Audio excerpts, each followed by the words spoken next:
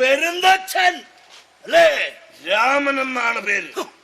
ചിലർ പെരുന്തച്ഛന്ന് വിളിക്കും, സ്നേഹമുള്ള ഒരു മൂത്താശാരെന്ന് വിളിക്കും. രാഷ്ട്രം നല്ലോണുണ്ട്. ഒന്ന് എഴുന്നേറ്റ് വണങ്ങാൻ പോലും പട്ടി കാണിക്കണം. തന്റെ മകനെ കുറിച്ചൊരു പരാതി അയാളുടെ പണിയെ കുറിച്ചാ. അയാളുടെ അച്ഛനെന്നും ഗുരുനാഥനെന്നുള്ള നിലയ്ക്ക് പരിഹാരം കാണേണ്ട ബാധ്യത തനിക്കുണ്ട്. ഭീമമായ ധനം ദഗം ചെയ്ത് ബ്രാഹ്മണ സമൂഹം അയാളെ കൊണ്ട് പണി കഴിപ്പിച്ച ക്ഷേത്രങ്ങളുടെയും വെട്ടുകെട്ടുകളെയും കൊത്തുപുരകൾ മാസങ്ങൾ കഴിയും മുമ്പേ നിറം മങ്ങി പൂതലിച്ച് നിലപൊട്ട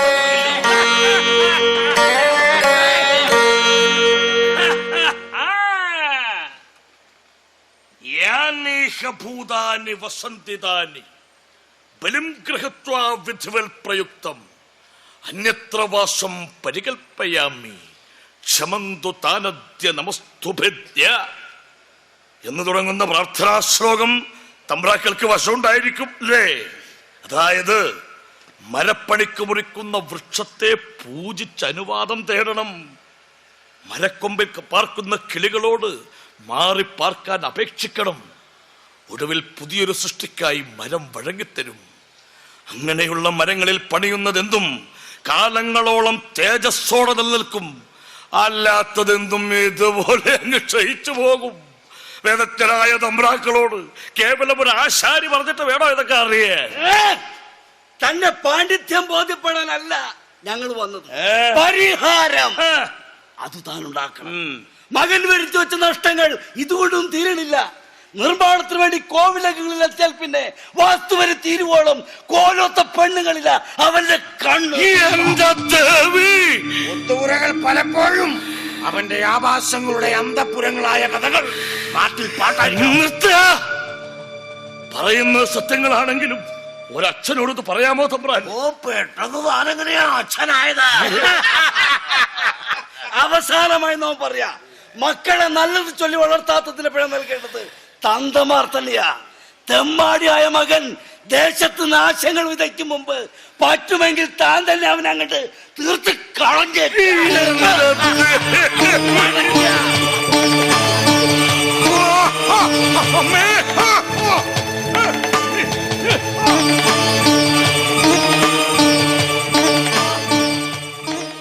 എന്താണോ വേല? എന്തായി തമ്പ്രാക്കൾ പറയുന്ന തമ്പ്രാക്കളാകുമ്പോ അതൊക്കെ വലിയ വലിയ കാര്യങ്ങളും. പക്ഷേ ഈ തമ്പ്രാക്കളിൽ നിന്നും കനത്ത ധനം പ്രതിഫലം പറ്റുന്ന കണ്ണൻ ഒരു നേരത്തെ കഞ്ഞിക്കുള്ള കൂലി പോലും പണിക്കാർക്ക് നൽകാറില്ല. ധനം, പണം, വെട്ടിക്കുറക്കുന്നതും പിടിച്ചുപറിക്കുന്നതുമായ പണം. തത്വശാസ്ത്രത്തിൽ ഇതിന്റെ എല്ലാം കണക്കുകൾ എവിടെയാ കുറിച്ചു വച്ചിരിക്കുന്നതെന്ന് എനിക്കറിയില്ല. ഇതൊന്നും പെരുന്തച്ഛൻ അറിയേണ്ട കാര്യമില്ല. തമ്പ്രാക്കളിൽ നിന്നിടുന്ന പ്രശംസകൾ കൊണ്ട് തന്നെ വയറ് നിറഞ്ഞിരുന്നില്ല അങ്ങേക്ക്. പക്ഷേ എന്ത് പണിതാലും ഒന്നും ആവാൻ കഴിയാത്ത ഞങ്ങളെപ്പോലുള്ള പാവപ്പെട്ട ആശാരിപ്പണിക്കാർക്ക് വയറും കൂലി ഒരു പ്രശ്നം തന്നെയാണ് അമ്മവ. അപ്പൊ പെരുന്തച്ഛന്റെ കണക്കും പിഴയ്ക്കും എനിക്ക് ഉത്തരവില്ല. ഒന്നും ഞാൻ വേദനിപ്പിക്കാൻ വേണ്ടി പറഞ്ഞല്ല. ഇക്കണ്ട കാലം അത്രയും കൂടാടുന്നിട്ടും അമ്മാവനിൽ നിന്നും നല്ല ഒന്നും പഠിക്കാൻ കഴിയാതെ പോയൊരു ശിഷ്യനാണ് ഞാൻ. എങ്കിലും അഹങ്കാരത്തോടെ പറയാറുണ്ട്, ഞാൻ പെരുന്തച്ഛന്റെ ശിഷ്യനാണ്. ഈ മനസ്സിലെന്നും ദൈവത്തെ പോലെ പൂജിക്കാറുണ്ട്.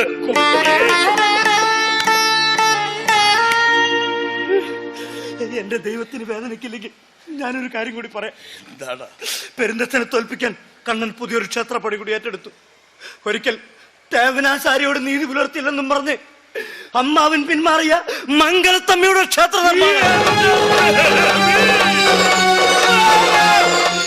ഞാനും പണിക്ക് ചേർന്നു. അവൻ വെച്ച് നീട്ടുന്ന ഭിക്ഷ കിട്ടിയിട്ടാണെങ്കിലും എനിക്കും ജീവിക്കണ്ട അമ്മാവ.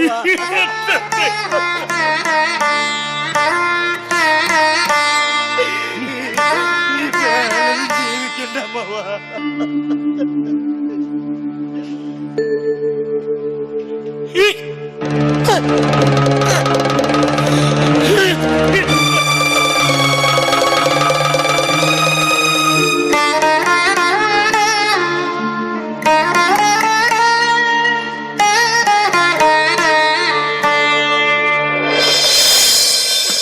കണ്ണന്റെ ചാ മഹാളു, കണ്ണന്റെ എന്റെ മാളു. ഇനിയും ഇവിടുന്ന് പറയൂ കണ്ണൻ അഹങ്കാരിയല്ലാന്ന്. അഹങ്കാരിയല്ല മാളു, ആഭാസൻ. നീ നന്മ ചൊല്ലി വളർത്തിയ നമ്മുടെ മോനിപ്പോ നാട്ടിലേത് പെണ്ണിന്റെയും മടിക്കുത്തഴിക്കാൻ മടിയില്ലാത്ത വാശാളൻ. കൂടപ്പിറപ്പുകളെ പട്ടിണിക്കിടുന്ന നീചൻ. നമ്മൾ കൂട്ടിയ കണക്കുകളെല്ലാം പിഴച്ചു പോയി മാളു, പിഴച്ചു പോയി.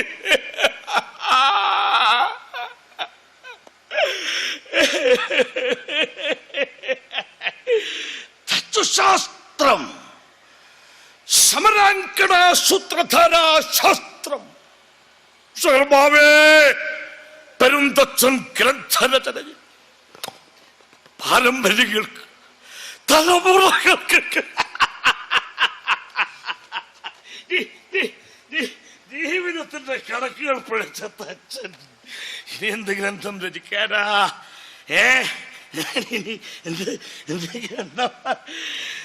ഞാനിനി എന്ത് ഗ്രന്ഥം രചിക്കാനാ?